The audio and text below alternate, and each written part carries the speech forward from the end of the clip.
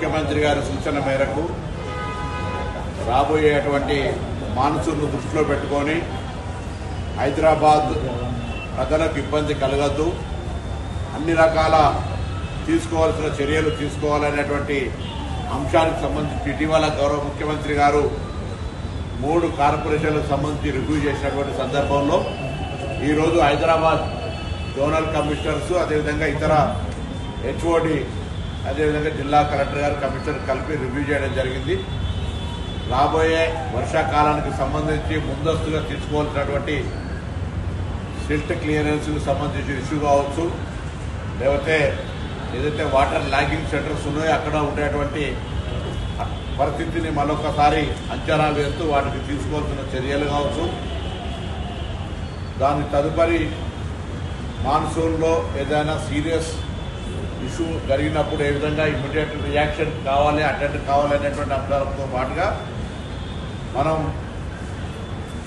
ఈ వాతావరణ మార్పు ఎండాకాలం నుంచి వర్షాకాలంకి వస్తున్నటువంటి సందర్భంలో ఆరోగ్యానికి సంబంధించిన అంశంలో అన్ని బస్తీ దవాఖానాలు అప్డేట్ పనిచేయాలని జిహెచ్ఎంసీలో పనిచేస్తున్నటువంటి వివిధ హోదాల్లో ఉన్న 150 అధికారులు స్వయంగా 150 బస్తీ దవాఖానాలను సందర్శించి అక్కడ ఉండబడేటువంటి హాస్పిటల్ను కూడా మరి పరిశీలన చేసి అందుకు అక్కడ ప్రజలకు అందుబాటులో ఉండే విధంగా తగిన అవసరాలను తీర్చే విధంగా చర్యలు తీసుకుంటారు.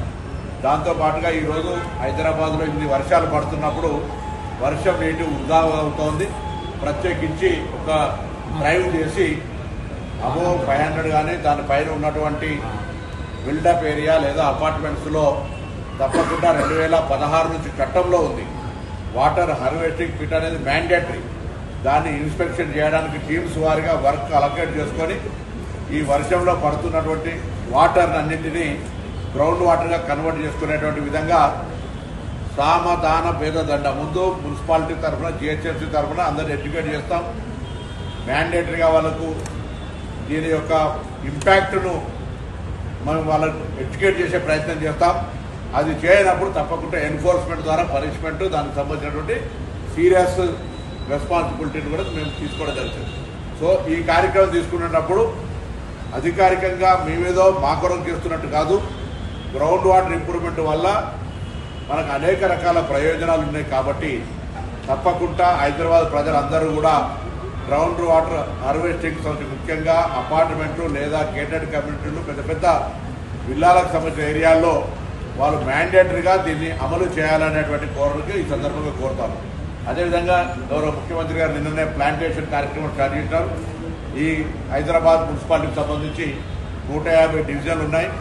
డివిజన్కు కనీసం ఒక అందాజ అంటే మాకు 25 లక్షల నుంచి 50 లక్షల దాకా ఒక ప్లాన్ ఆఫ్ యాక్షన్ చేసుకుంటా ఉన్నాం. కొన్ని ఏరియా లోపల ప్లాంటేషన్కు ఎక్కువ స్కోప్ ఉండదు, స్కోప్ ఉన్న దగ్గర ఎక్కువ చేసి ఇంత డివిజన్కి అనేది కాకుండా మొత్తంగా హైదరాబాద్లో గ్రీనరీకి సంబంధించినటువంటి టార్గెట్ కూడా చేయబోతా ఉన్నాం. అందుకు కూడా ప్రజల సహకారం కూడా కోరుతా ఉన్నాం. దీంతో పాటుగా హైదరాబాద్కు సంబంధించినటువంటి శానిటేషన్ ఇష్యూ కావచ్చు, లేకపోతే ప్రత్యేకించి గ్రామీణ ప్రాంతాల్లో మహిళలంతా మరి మహిళా సంఘాల్లో సభ్యులుగా ఉండి పావలా వడ్డీని వినియోగించుకొని స్వయం సహాయకంగా వాళ్ళు ఎదిగే విధంగా గ్రామీణ ప్రాంతాల్లో చాలా పురోగతి కనబడతా ఉంది. హైదరాబాద్లో మహిళా సంఘాలకు సంబంధించినటువంటి సంఖ్య చాలా తక్కువగా ఉంది. దాన్ని ప్రత్యేక డ్రైవ్ తీసుకొని హైదరాబాద్ను టార్గెట్ చేసుకొని 18 సంవత్సరాలు పైబడ్డ మహిళలందరినీ సభ్యులుగా చేర్పించేటువంటి కార్యక్రమం తీసుకుంటా ఉన్నాం.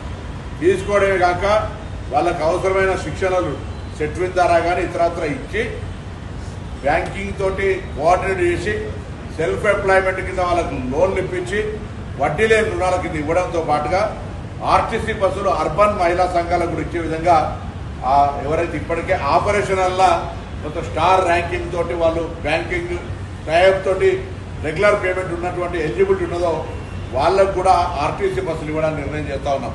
అది కాక ఇందిరమ్మ క్యాంటీన్లు కావచ్చు, లేదా పెట్రోల్ బంకులు కావచ్చు, ఇతరత్ర తోపుడు మన ఫిష్ స్టాల్స్ కావచ్చు, ఇతరత్ర హైదరాబాద్ అనేటువంటిది అనేక ఉపాధి కల్పన కోసం వచ్చేటువంటి వేదిక.